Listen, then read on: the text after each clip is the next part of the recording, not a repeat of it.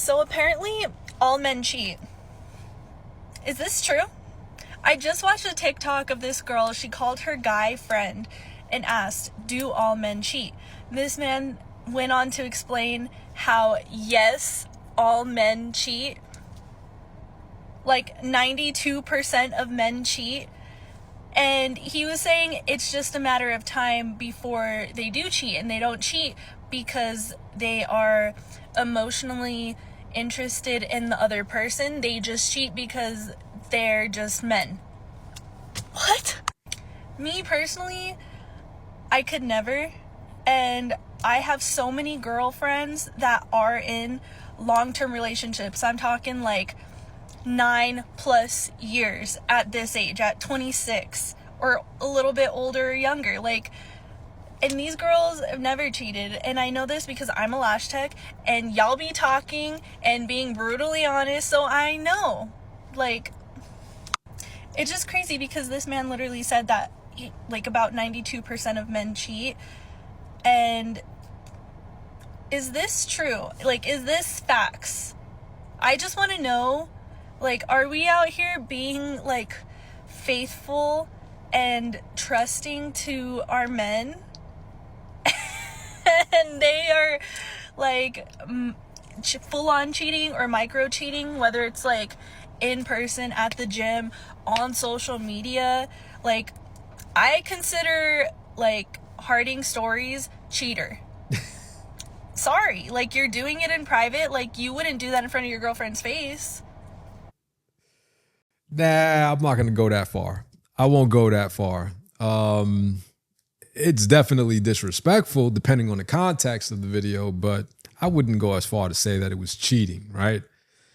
Now, I think her commentary is definitely emotionally driven, and I understand why. It seems like it's very difficult today to acquire a relationship, and I get it. I understand.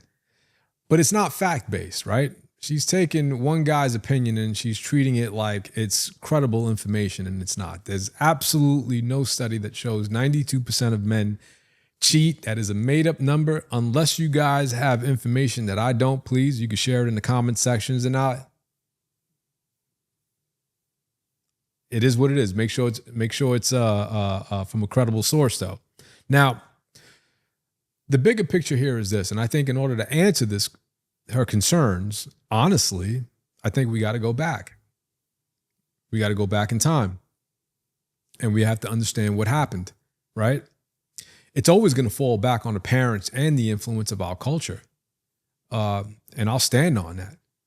But if you go back into the 60s, right, or right before the 60s, cheating was heavily stigmatized in the community. And it wasn't just personal failure. It was community disgrace. It was a community disgrace if you were caught cheating. Now, with that being said, look, we know that men and women were raised by two-parent households back in those days.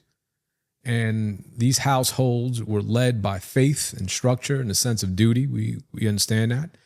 They feared God and respected marriage, and they knew what it meant to lead a household because that's how they were raised. But the bottom line here was that cheating wasn't normalized, and it wasn't bragged about the way it is today. It was shameful.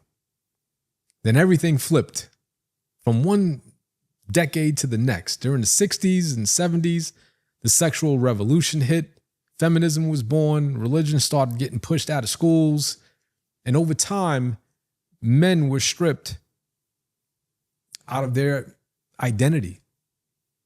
And we know this to be true because when you look at the TV shows we were watching, from the Jeffersons and Good Times and Sanford and Son, which they don't even show anymore, right? You got to get that, on another app somewhere, because it's not like they're airing this today. The bottom line is that we were told that masculinity is toxic. And we were told to lead with our emotions instead of our principles. And what followed was this generational fallout. Gen X men, me, about to be 53, we were raised in broken homes. often by single mothers, often by, grandmothers and extended family and babysitter after babysitter after babysitter. This is how we were raised. And we had no blueprint for what true leadership really looked like. We had lost that. And so as a result, we became emotional. In my opinion, we became insecure.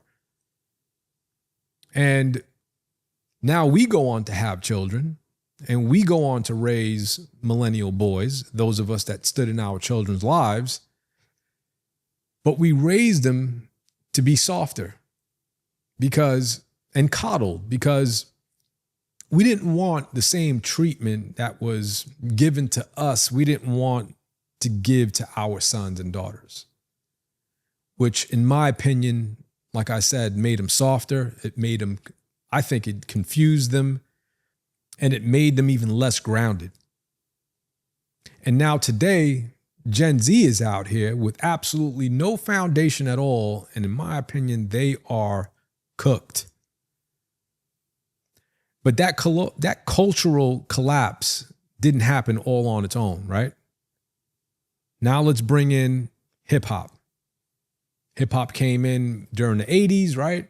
And rewired the male identity. And what started as a voice for the voiceless, for the fathers that were pushed out of the home due to social services like welfare, today known as SNAP, and incentivizing women to not keep men in the house. That became a soundtrack for infidelity and dysfunction. Cheating became a thing through music. It was celebrated. Disrespect somehow became this thing we call dominance today. And this message was clear. The more women you sleep with, the more you were the man. Jay-Z talks about it in all his songs, and tons of rappers. That idea infected entire generations. R&B came right after it, right? And every song that we bumped in our cars and listened to in our music, and we glorified it. Every song was a man crying and begging and apologizing to women.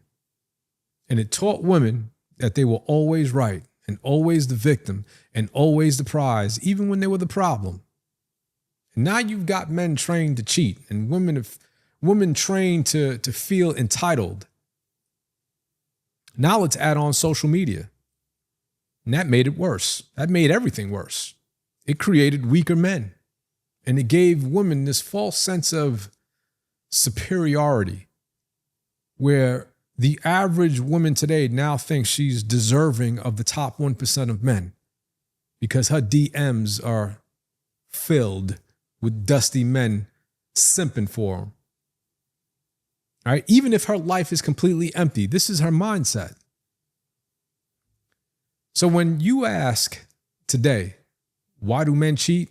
This is part of the reasons why. This is largely part of the reasons why. Because we removed the things that used to keep men grounded. We removed them, like faith and fatherhood and community shame and purpose, and we replaced it with clout, degenerative dysfunction. And we gave young men absolutely no blueprint, no accountability, and no reason to lead. And we flooded their ears with music that glorifies lust. We flooded their eyes with social media that rewards validation. And we told them that being disciplined somehow makes you controlling, and being masculine makes you toxic. So what do we get? We get men who cheat because they're lost, because they're weak, because they were never built into men to begin with. But let's also add on to that, and let's be real honest. Some men cheat because their wives let themselves go as a result of maybe having children or whatever. They stop trying. They stop caring for themselves. And then they expect the man to stay loyal while they put in zero effort. Meanwhile, there's always a single woman in the background somewhere who's younger, more attractive, looking for a provider, and she's willing to blow up a family to get to that one man. Why? Because women are naturally drawn to men who lead and provide. And most providers, they hold leadership roles. They have resources, they have options, they're respected. That's who gets targeted. So cheating today isn't just about weak men. Sometimes it's about ungrateful wives and opportunistic women. Now, with that being said, for the sake of time, I'm going to leave that there. Please, I'm going to allow you guys to go ahead and add to the reasons as to why men cheat in the comment section.